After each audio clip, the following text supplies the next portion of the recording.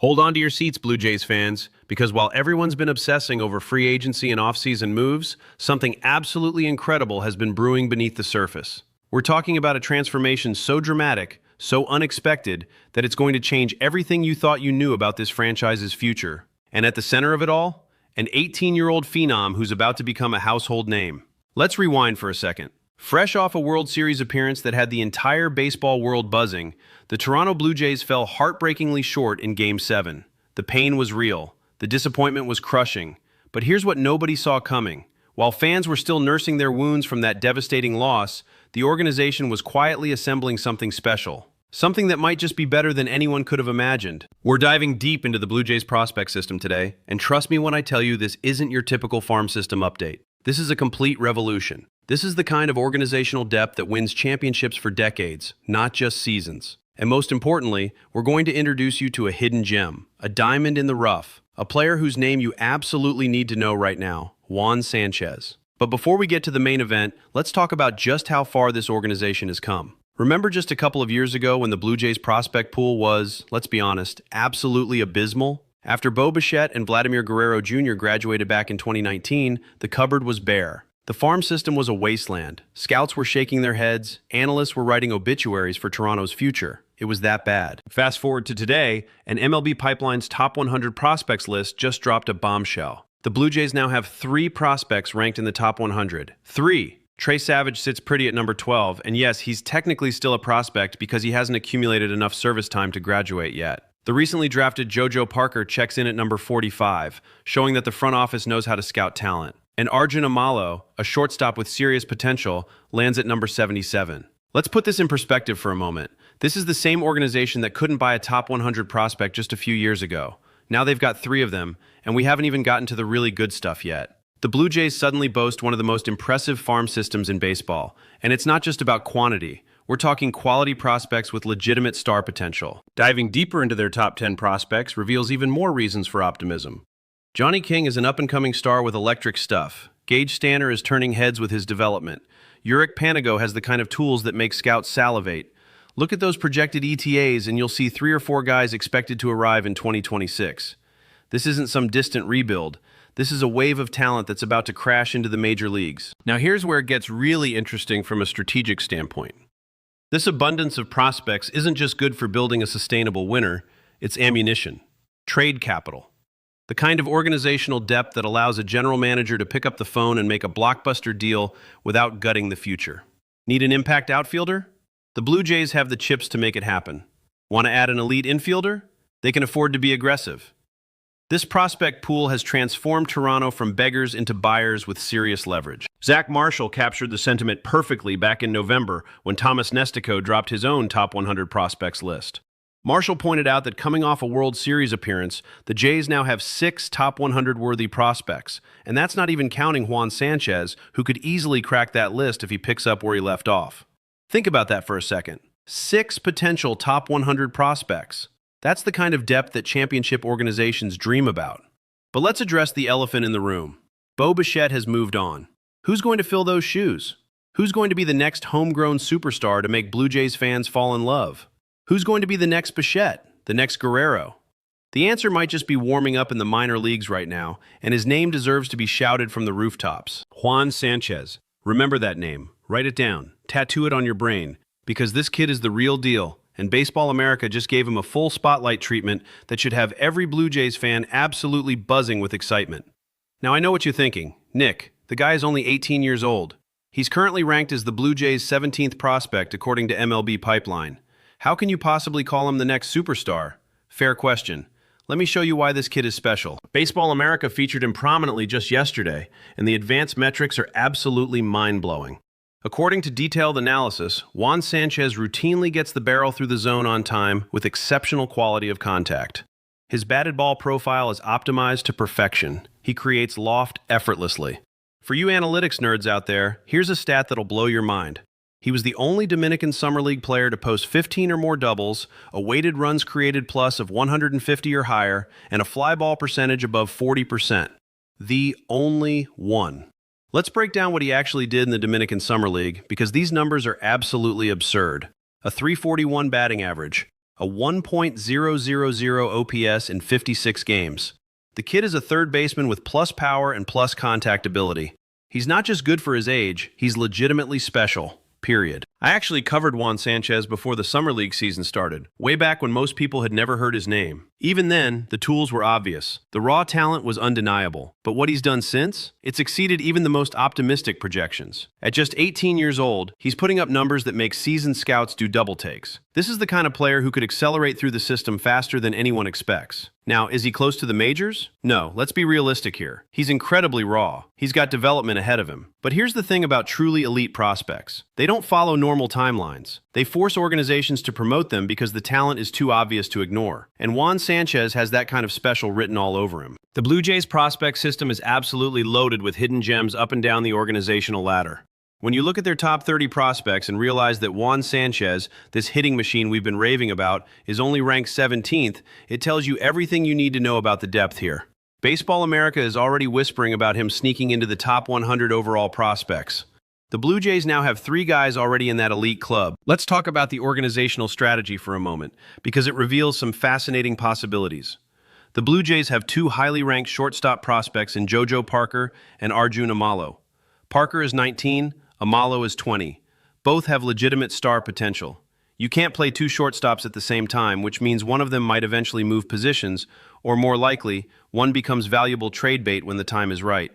Could Amalo be Bo Bichette's eventual replacement? Maybe. He cooled off a bit last year, but the talent is absolutely there. Here's where the Blue Jays strategy gets really interesting. They've historically struggled to develop elite pitching prospects, but that's starting to change. Johnny King looks like a future frontline starter.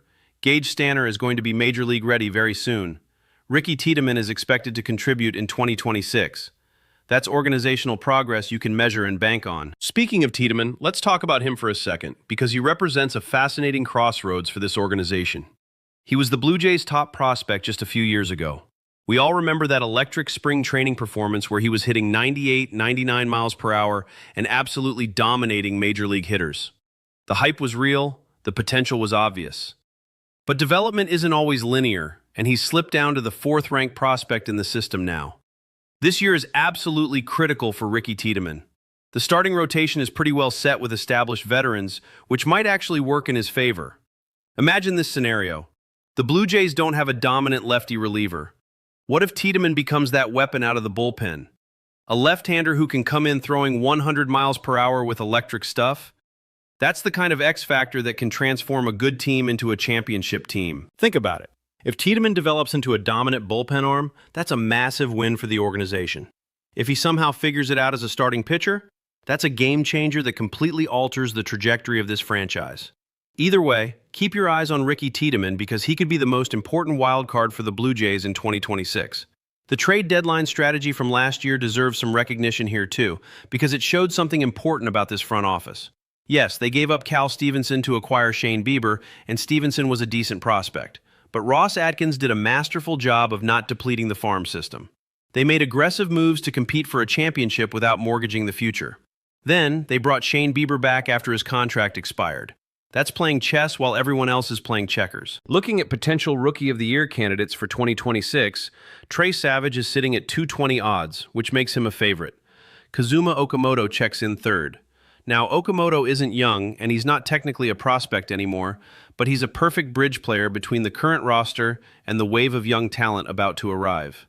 This organization has an abundance of young talent at various stages of development, and that's exactly where you want to be. But let's get back to Juan Sanchez for a moment, because I cannot emphasize enough how special this kid could be.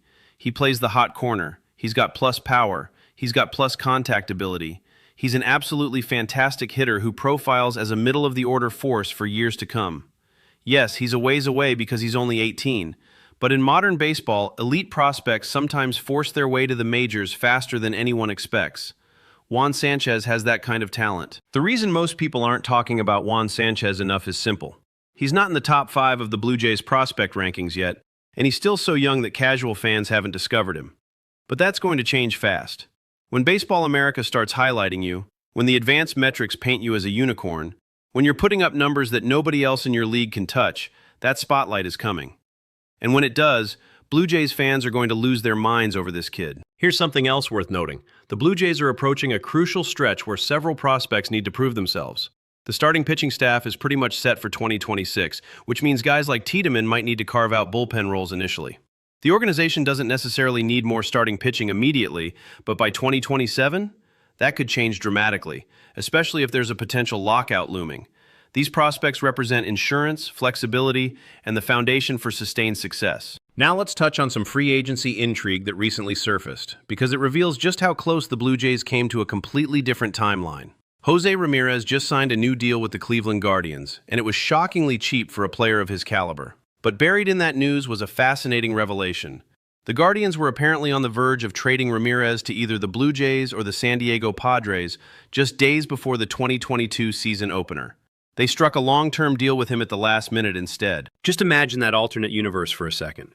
What if Jose Ramirez had become a Blue Jay back in 2022? How would that have changed everything? They probably wouldn't have pursued Matt Chapman as aggressively. The entire roster construction would have evolved differently. The domino effects would have been massive. It's fascinating to think about what those trade proposals might have looked like, what prospects Toronto would have surrendered, how different the last few years would have been. Ultimately, Ramirez was never going to become a Blue Jay, and he's now locked up long-term with Cleveland. For fans who were hoping the Blue Jays might make a run at him, that door is closed.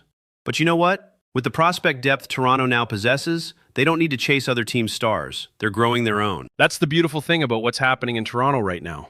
This isn't a team desperately trying to patch holes with expensive free agents. This isn't an organization mortgaging the future for one championship window. This is a franchise that competed for a World Series while simultaneously building one of baseball's best farm systems. That's incredibly rare. That's incredibly difficult. And that's exactly what championship organizations do.